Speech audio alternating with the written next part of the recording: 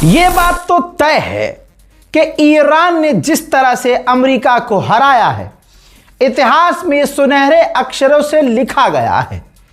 कोई अमेरिका का साथ दे भी रहा है सिर्फ इस बिना पर कि वो हमारा नाजायज बाप है और ताऊ है हमारा, लेकिन दिल में उसको पता है कि हमारे ताऊ की पैंट फाड़ने वाला इस पूरी दुनिया में अगर कोई है तो वो ईरान है। लेकिन सवाल यह है कि अब क्या मामला है, अब क्या हालात हैं। तो इस रिपोर्ट के अंदर आपको तमाम हालात बहुत ही आसान ज़बान यानी सिंपल यानी आसान भाषा में, सिंपल लैंग्वेज में आपको बताने वाला हूं।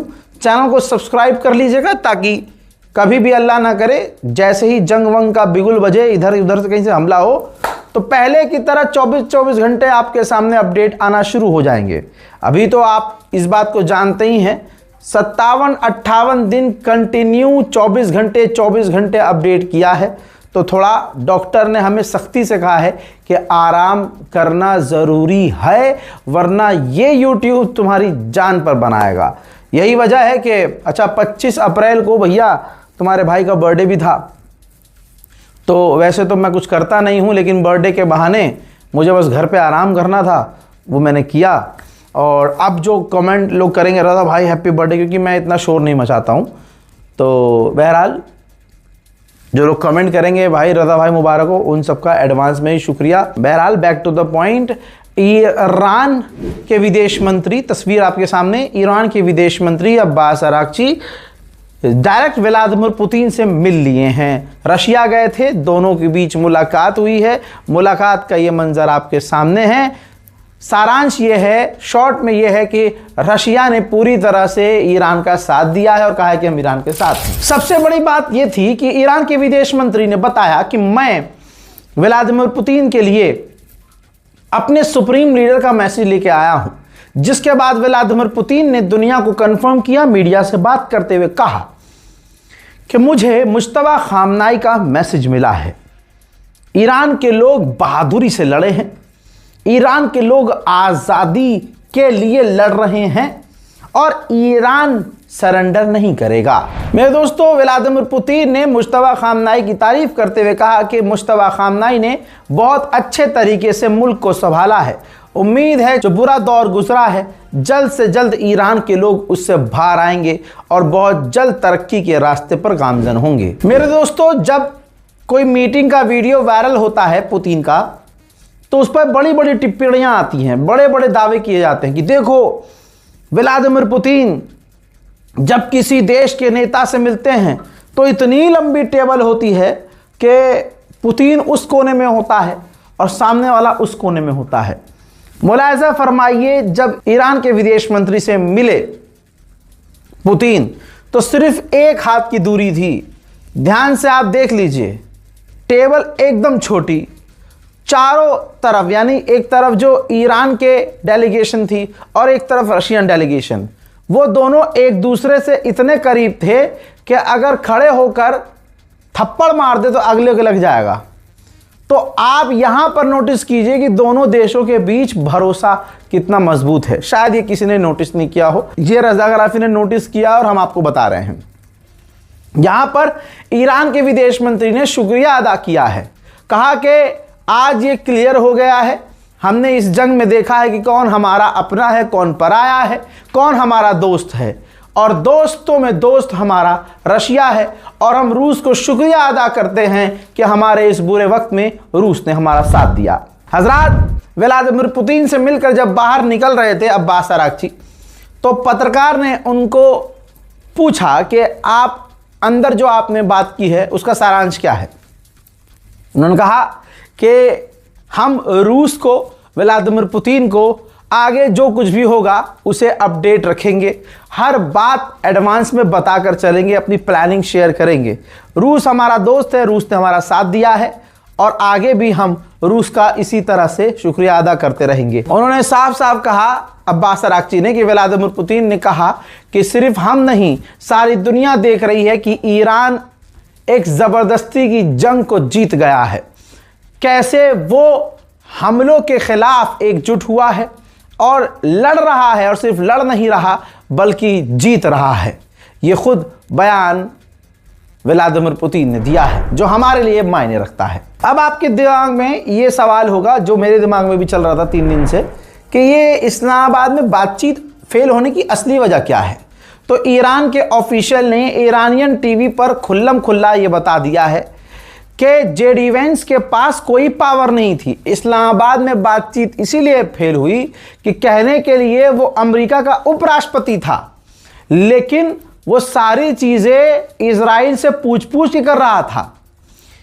यानी मीटिंग जब हो रही थी, जेडी वेंस नेतन्याहू से फोन पर बात कर रहा था मीटिंग के दौरान, तो जाहिर सी बात है जिसके पास फैसला लेने की अथॉरिटी नहीं है और जो इजराइल को आगे रखेगा, उसके साथ डील कैसे हो सकती है।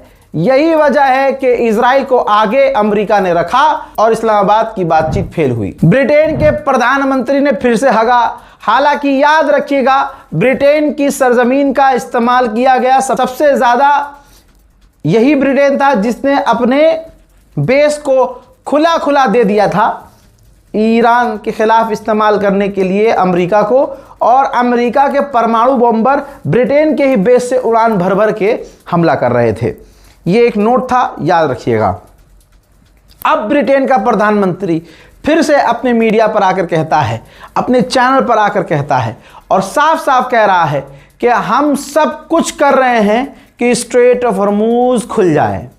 सब कुछ कोशिश कर रहे हैं, लेकिन एक बात क्लियर कर देंगे कि हम अपनी फौज को जंग में कभी नहीं भेजेंगे, हम इस जंग में कभी नहीं कूदेंगे। और उन्होंने ये भी कहा, ब्रिटेन के प्रधानमंत्री ने, कि इस जंग से पूरी दुनिया को नुकसान हो रहा है। मैंने पहले भी कहा कि ऐसा कहना बेकार होगा कि ईरान का नुकसान नहीं हुआ। ईरान ने मई के आखिर तक अपना स्टील एक्सपोर्ट बैन कर दिया, बंद कर दिया। क्यों? क्योंकि इजराइल और अमेरिका ने उसकी स्टील की फैक्ट्रीज पर हमला किया था। हालांकि वो आधे से ज़्यादा रिपेयर की जा चुकी है, लेकिन दोबारा से काम उसी तरह से चालू होने में एक लंबा समय लग सकता है। अब रिपोर्ट यह है कि डोनाल्ड ट्रंप की पूरी बेइज्जती तो हो चुकी है, कहीं अब इज्जत दो कौड़ी की नहीं है।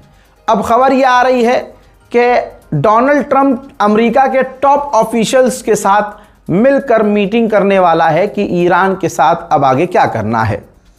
यह याद रखना ज़रूरी होगा कि भले ही ईरान इस जंग को जीत चुका है, हमारे दिलों में सुकून है, लेकिन अमेरिका शैतान है, इजराइल सबसे बड़ा शैतान है। ये दोनों शैतान अपनी शैतानियों से बाज नहीं आते हैं। हो सकता है जो लंबा समय लिया हो, यह अमेरिका और इजराइल ने सीज फायर का बहाना बनाकर तैयारी करने के लिए लिया हो, क्योंकि तैयारियां लगातार अमेरिका और इजराइल की नजर आ रही हैं। इजराइल के अंदर जो एयरपोर्ट है, बेन गुरियन एयरपोर्ट, जरा उसका ये एक मंजर देख लीजिए। वहां मौजूद इजराइल और अमेरिका के टैंकर नजर आ रहे हैं।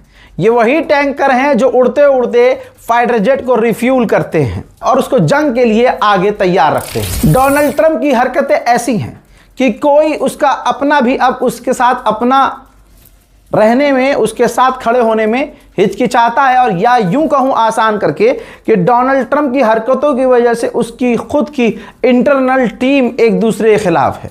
यह रही अमेरिका की रिपोर्ट, जिस रिपोर्ट के अंदर बताया गया है कि डोनाल्ड ट्रंप जिस तरह से सोशल मीडिया पर, अपने ट्रुथ सोशल मीडिया पर उल्टा सीधा पोस्ट करता रहता है और लगातार पोस्ट करता रहता है, इसकी वजह से इसकी ही टीम दो टुकड़ों में बटी हुई है। आधे से ज़्यादा लोग कहते हैं कि भाई ये सब बकवास बातें नहीं लिखनी चाहिए, प्रेसिडेंट को इतना कुछ नहीं बोलना चाहिए, और दूसरे लोग ट्रंप का सपोर्ट करते हैं। तो अंदर ही अंदर रिजीम गिरानी थी इनको ईरान की, लेकिन रिजीम तो दिन प्रतिदिन हम देख रहे हैं अमेरिका की गिर रही है। ईरान ने जो हमले किए, उन हमलों का असर सारी दुनिया पर है, भारत पर भी है। आपने इन तमाम चीज़ों को समझ लिया है, महंगाई आप देख रहे हैं। लेकिन जापान का अलग ही है भाई। जापान पर इतना असर हुआ है कि जापान में कंस्ट्रक्शन जो मटेरियल होते हैं, मकान बनाने के लिए जो मटेरियल्स होते हैं, ठीक है, उनकी भी कमी होना शुरू हो चुकी है। जॉर्डन के किंग ने कहा है कि मिडिल ईस्ट की, अरब देशों की सिक्योरिटी और जॉर्डन की सिक्योरिटी पूरे इस मिडिल ईस्ट के लिए ज़रूरी है। समझ रहे हो आप? लेकिन अब ये बोल के क्या फ़ायदा? अगर तुम्हें इतनी सिक्योरिटी की चिंता है तो ईरान के दरवाजे हमेशा से खुले थे। आप बात कर लेते, ईरान से बात करने से आप शिया थोड़ी हो जाते हैं। ईरान से आप मिलकर सिक्योरिटी एग्रीमेंट कर लेते तो आप शिया थोड़ी ना कहलाते। आप प्रोफेशनली उससे डील करते। लेकिन आपके चूतड़ों में दर्द ये था कि इजराइल और अमेरिका अगर हमसे नाराज हो गए तो उसी में बम्बू करके हमारे मुंह से बम्बू बाहर निकाल देगा अमेरिका इजराइल। जबकि मजबूर आप इतना हैं कि जिसके ऊपर आप लाए हैं, जिसके ऊपर आप डिपेंड हैं, अमेरिका और इजराइल, वो ही आपको ईरान के हमलों से बचा ना सके। बहरहाल क्या ही कहना। आइए बहरीन का भी मामला जान लेते हैं। बहरीन में ऑब्वियसली सुन्नी सरकार है, लेकिन वहां जो छोटे समुदाय के लोग हैं, जो कम तादाद में हैं, या दूसरे जो गैर सुन्नी हैं, उनको हमेशा से बहरीन की सरकार, जो बहरीन का बादशाह है, उन्हें दबाता, मिटाता, मारता आया है। अब आपको बता दूं 69, ये रही रिपोर्ट, 67 एक, अब जबकि मेरे पास रिपोर्ट 75 की है भाई। रिपोर्ट के मुताबिक 1.70 जो बहरीन के ही लोग थे उनकी नागरिकता रद्द कर दी है।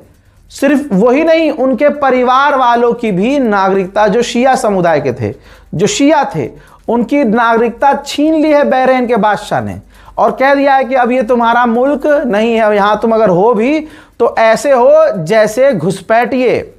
बताइए क्यों? क्योंकि ईरान का सपोर्ट किया इन लोगों ने। क्यों? क्योंकि ईरान जो अमेरिका से लड़ रहा था, इजराइल पर हमला कर रहा था, तो बहरीन के शिया समुदाय के लोगों ने इजराइल और अमेरिका के खिलाफ जाकर ईरान का साथ दिया। बहरीन की औकात इतनी नहीं है कि अमेरिका और इजराइल के साथ खड़ा होकर ईरान पर हमला कर सके या ईरान से जंग में उतर आए। औकात नहीं है बहरीन की। लेकिन अपनों पर ही, ऐसा एक और देश का प्रधानमंत्री है, सामने से जब कॉल आता है तो पैंट में पेशाब निकल जाता है, लेकिन जब अपने लोगों की बात आती है तो अपने लोगों पर सारी ताकत दिखाता है। यही बहरीन के बादशाह ने किया है। ईरान का कुछ उखाड़ नहीं पाया, लेकिन बहरीन के 70 नागरिकों से उनकी नागरिकता छीन ली।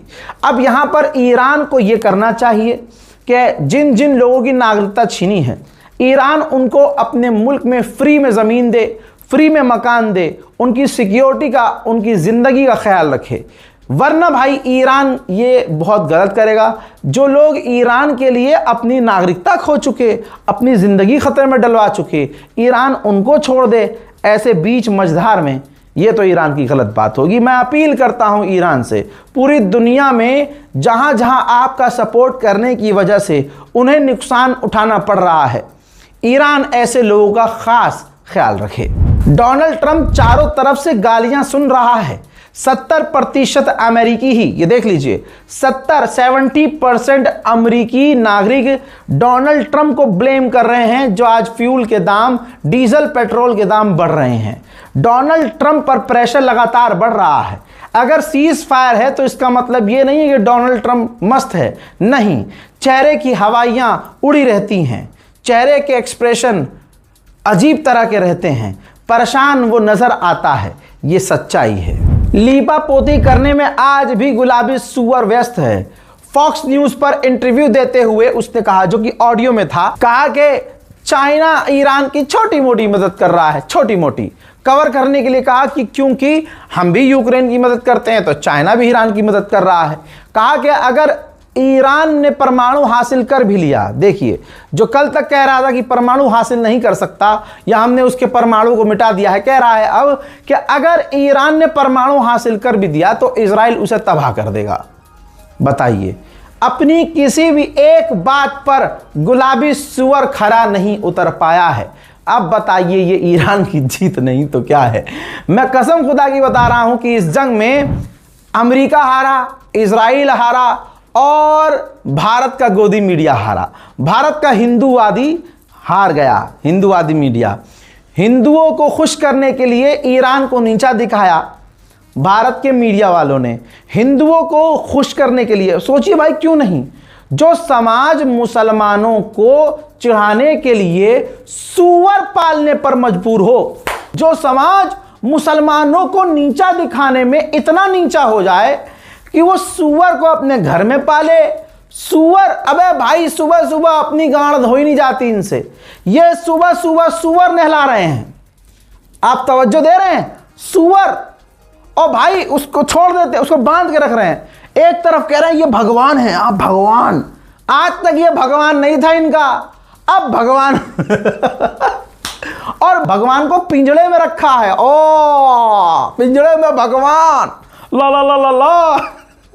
और भगवान कहां? घर की एंट्री पर, पिंजड़े में।